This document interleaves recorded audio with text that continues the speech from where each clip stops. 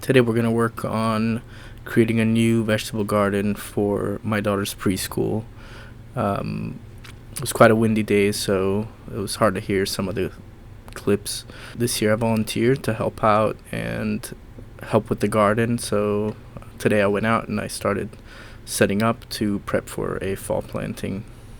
This place needs some help, so I just brought some tools. I brought some composted steer manure to help jumpstart it, and also some of my worm castings. So this is the bed we're going to work on. It needs a little bit of grading. I'm going to grade it a little bit. So normally for a no-dig bed, all you really have to do is just start covering it with compost, organic matter, and all that stuff. But in this case, I'm going to do a tiny bit of digging just to grade this, make it more flat.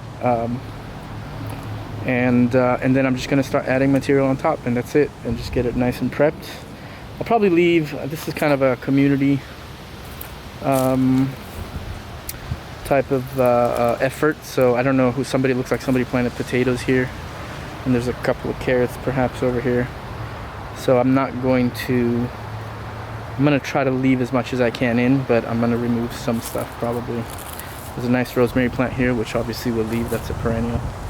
And yeah, so we'll see. There's also this little piece here. I'm not sure if I can work on this as well, but I'll ask the owner later on. So yeah, all right, I'm gonna get started. Again, I just want to reiterate that the only reason I'm digging right now is because this bed needs grading.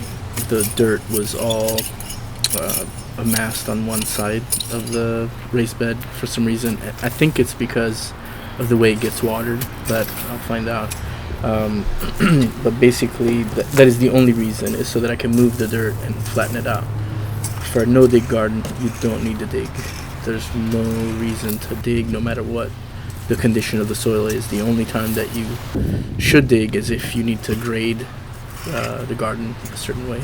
So the concept of a no-dig bed is to allow the soil ecology to flourish by not digging it. Every time you dig soil, you're breaking up the soil ecology. You're breaking up those fungal mycorrhizal connections. You're killing earthworms. You're destroying the channels that the earthworms form and allow roots to infiltrate the soil better, water to infiltrate the soil along with nutrients. Even though it's counterintuitive, the more you till, the more you compact the soil over time. This method also allows for better water retention in the garden, and also it suppresses weeds. By continuously adding organic matter on top, you're effectively mulching and suppressing weeds all the time. What I'm envisioning is this side, this garden being like the continuous productive vegetable garden, and that maybe just perennials, just leaving it there, not touching it, kind of thing. Or if other people just want to put in like a different plant or flowering plants or whatever, if you put it in there.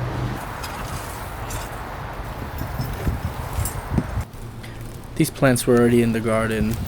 I know when I plant something and I watch it grow, I develop an emotional attachment to it, so I just couldn't bring myself to toss them. I just went ahead and moved them.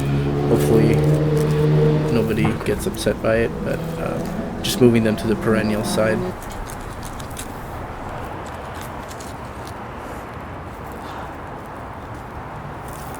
I don't know who planted these. Oh, shit, here.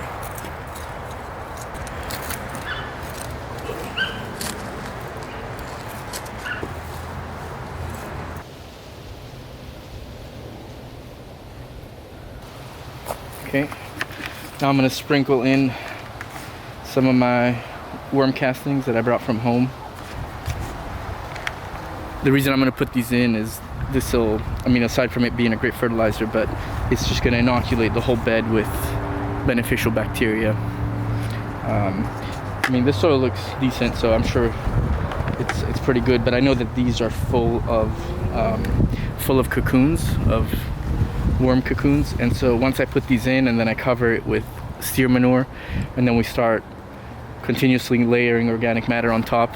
These are gonna hatch, and it's gonna be an explosion of red wiggler worms in here, which will also continue to improve the soil. And I just want to stress that this part is not necessary. If you don't have worm castings, you don't have to use these. Also, you don't have to use composted steer manure that you buy at the store. The point of no-till gardening or no-dig gardening is just to keep adding organic matter on top.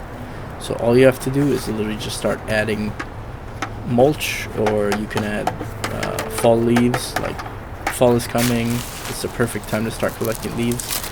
You don't have to add compost, but you can. Anything that's fully composted, of course, will have a much quicker release of nutrients. The only reason I'm using these is to jumpstart this whole process and make the garden productive faster. But again, you can just start by simply starting to pile on any type of organic matter whatsoever. If you add any mulches or anything that's not fully composted, then you want to make sure that you're not planting straight in the mulch.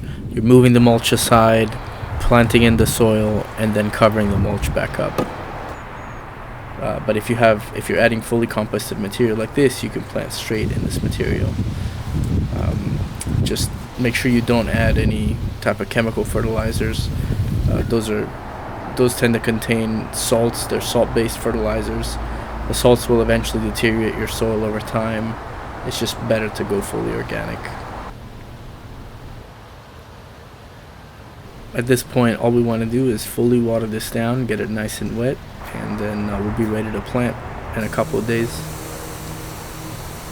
I'll have some more notes in the description on how to start a garden on different terrain, not a pre-existing garden like this. But it's pretty easy. Whatever you do, you don't have to dig. You can start a garden on top of weeds, on top of an existing lawn, on top of anything. It doesn't matter. You don't have to dig unless it's for grading purposes. Take a look at the description and feel free to ask me any questions in the comments.